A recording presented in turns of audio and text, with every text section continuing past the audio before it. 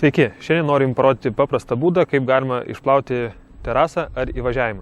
Tam mes naudosime Kercher aukšto slėgio plovimo įrenginį bei du angalius.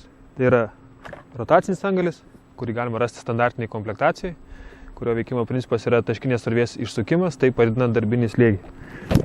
Apie šios angalius galima pažiūrėti atskirą filmuką, kuris yra mūsų puslapyje sodoekspertai.lt. Taip pat mes naudosime šį puikų terasinį angalį, kuris turi didžiausią privalumą, tai yra darbinio ploto praplėtimas. Jo veikimo principas yra aukštų slėgių išsukami šie du purkštukai, taip atkeliant purvus nuo valomo paviršiaus. Taip pat jūs galite matyti šios šerelius, kurie apsaugo nuo taškymosi. Šiuo puikiu angaliu galima valyti ne tik terasas ar grindinius, bet taip pat ir garažo vartus, fasadus ir panašius didelius kietus paviršius.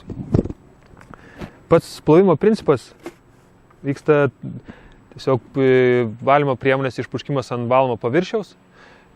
Porą minučių leidžiam aktyviausiam valomosios priemonės medžiagom sureaguoti su purvo dalelėm ir tiesiog pasirenkam patogiausią angalį ir nuplaunam visą paviršių.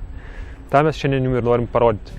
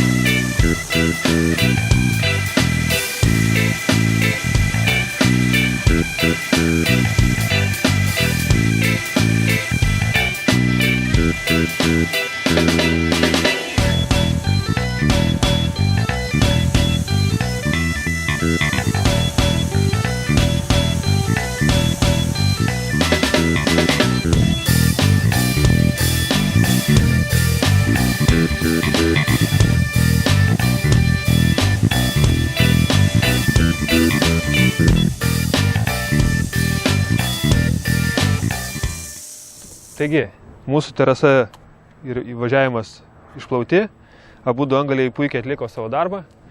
Tiesiog terasinis angalis šį darbą man padėjo atlikti šiek tiek greičiau ir mano kelnės liko švaresnės. Taigi, sėkmės naudojantis Kercher įrenginiais.